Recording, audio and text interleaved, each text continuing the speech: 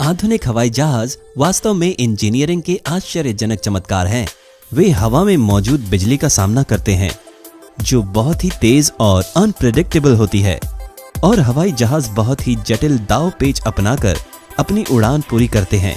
क्या आपने कभी सोचा है कि पायलट ये कठिन काम कैसे करते हैं, या एक पायलट जब कुछ कंट्रोल्स चलाता है तो हवाई जहाज में क्या हो रहा होता है?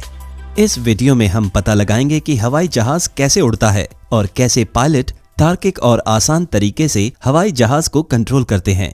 हम सिमस्केल को धन्यवाद देना चाहेंगे कि उन्होंने हमें अपना CFD सपोर्ट दिया और इस वीडियो को ज्ञानवर्धक बनाने में हमारी मदद की। सबसे पहले हम आधुनिक हवाई जहाज के विंग्स और टेल्स पर करीब से नजर डालते हैं। गौर करने वाली बात है कि ये एक अकेले ठोस टुकड़े के नहीं बने हैं। हवाई जहाज के विंग्स और टेल्स में कई गति करने वाले हिस्से होते हैं। एक पूरे विंग और इसके अलग अलग हिस्सों में सबसे ज्यादा दिलचस्प बात यह होती है कि ये द्रव्य यांत्रिकी या फ्लूइड मैकेनिक्स के अनुसार एक विशेष आकार बनाते हैं जिसे एयरफॉयल शेप या विमान पतवार का आकार कहते हैं। इस सरल आकार के पीछे की भौतिकी को समझकर आप हवाई जहाज की कार्यप्रणाली को अच्छी तरह समझ पाएंगे। आइए एयरफॉयल के बारे में अधिक जानकारी प्राप्त करते हैं। एक एयरफॉयल जब हवा के साथ उड़ता है तो लिफ्ट फोर्स पैदा होती है। इसी लिफ्ट फोर्स के कारण हवाई जहाज उड़ता है। हवाई जहाज को ऊपर उठाने वाला ये बल कैसे पैदा होता है? जैसा कि दिखाया गया है, एयरफॉयल डाउन वॉश पैदा करता है। इसके कारण एयरफॉयल के ऊपर और नीचे के दबाव में अंतर पैदा होता है और हवाई जहाज को ऊपर उठाने वाला बल उत्पन्न होता है। सिमस्केल सॉफ्टवेयर का प्रयोग करके किए गए ऊंची गुणवत्ता वाले CFD विश्लेषण में ये तथ्य साफ तौर पर देखा जा सकता है। एयरफॉयल तकनीक के बारे में अधिक जानकारी पाने के लिए एयरफॉयल पर हमारा विस्तृत वीडियो देखें। आमतौर पर एंगल ऑफ अटैक जितना ऊंचा होगा, डाउन वॉश भी उतना ही अधिक होगा और इसीलिए लिफ्ट फोर्स भी अधिक होगा। हवा की अधिक तेज गति भी लिफ्ट फोर्स को काफी हद तक बढ़ा देती है। रोचक बात यह है कि मानव सभ्यता की पहली सफल उड़ान के दौरान उड़ान भरने वाले राइट बंधुओं ने भी इसी एयरफॉयल सिद्धांत का प्रयोग किया था। हालांकि उनके एयरफॉयल घुमावदार आकार के थे, फिर भी वे पर्याप्त डाउन वॉश उत्पन्न कर सकते थे। खास तौर पर उनके जहाज में 2 ऐसे एयरफॉयल थे। एयरफॉयल के आकार को इस तरह बदलना लिफ्ट फोर्स को बढ़ाने का एक और तरीका हो सकता है।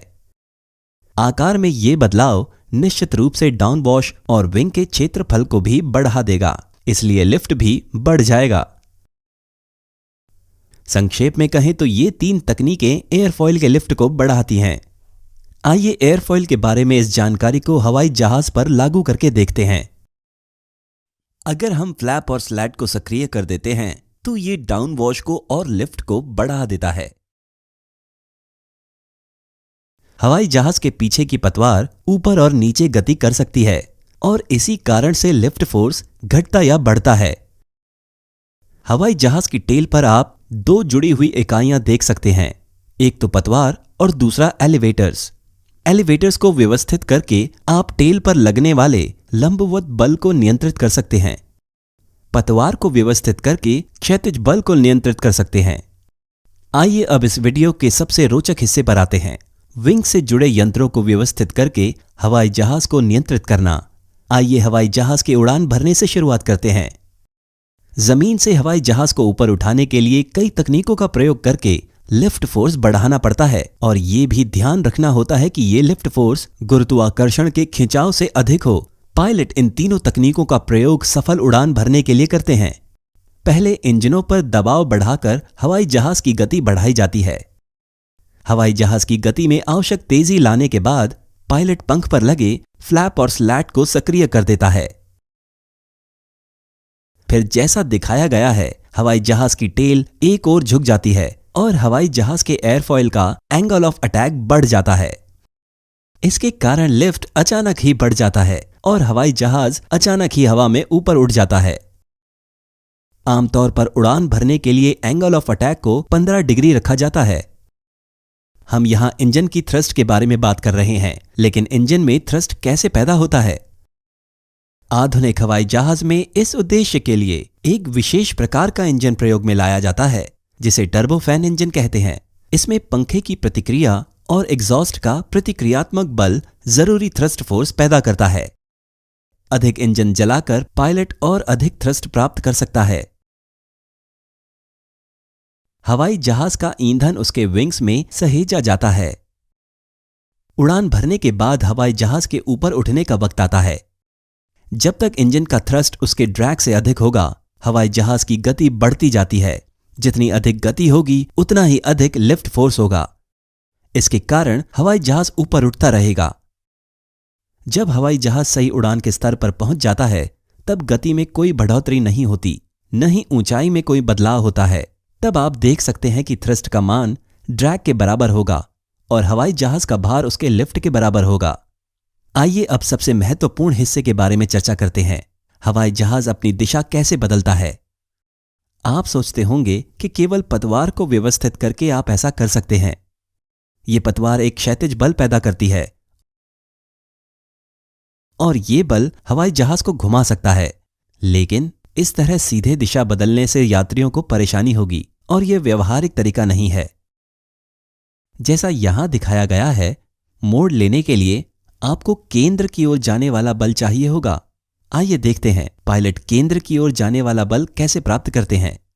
पायलट पीछे की पतवार को ऊपर उठाते हैं और अन्य पतवार नीचे की ओर जाते हैं। उनके बीच लिफ्ट फोर्स का अंतर हवाई जहाज को आगे बढ़ाएगा। चलते समय लिफ्ट लंबवत नहीं होता। लिफ्ट का क्षैतिज हिस्सा हवाई जहाज को थामे रखता है। इस तरह पायलट हवाई जहाज को किसी भी दायरे में घुमा सकता है, जो कि चक्कर के कोण और हवाई जहाज की गति पर निर्भर करता है। लेकिन हवाई जहाज को थामने की इस तकनीक के अपने नुकसान हैं। जब आप पीछे की पतवार को ऊपर रखते हैं और अन्य को नीचे रखते हैं, विंग्स पर बनने वाले ड्रैग फोर्स अलग अलग होते हैं। इस घटना को विपरीत विचलन या एडवर्स यॉ कहते हैं।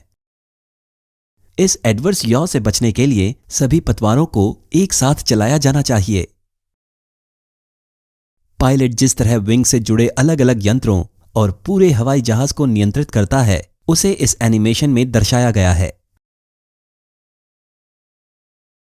व्यवहार में एक कंट्रोल कंप्यूटर द्वारा एक फ्लाई बाय वायर प्रणाली का प्रयोग करके इन सारे विंग से जुड़े यंत्रों को नियंत्रित किया जाता है।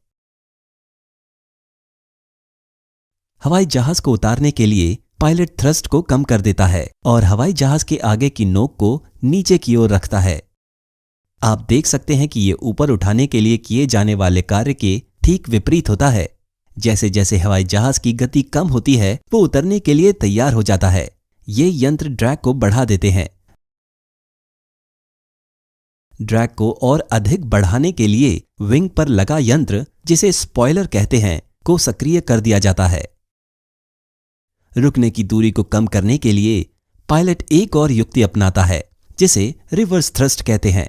यहां इंजन के कवर पूरी तरह खुल जाते हैं और जो हवा पीछे की ओर जानी चाहिए, उसे जबरन आगे की ओर धकेला जाता है। इससे अपने आप रिवर्स थ्रस्ट बनता है और हवाई जहाज को रोकना और आसान हो जाता है।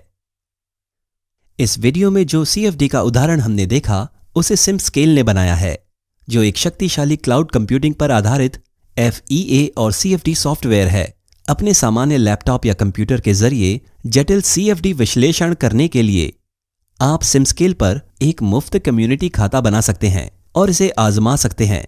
अधिक जानकारी के लिए विवरण देखें। धन्यवाद।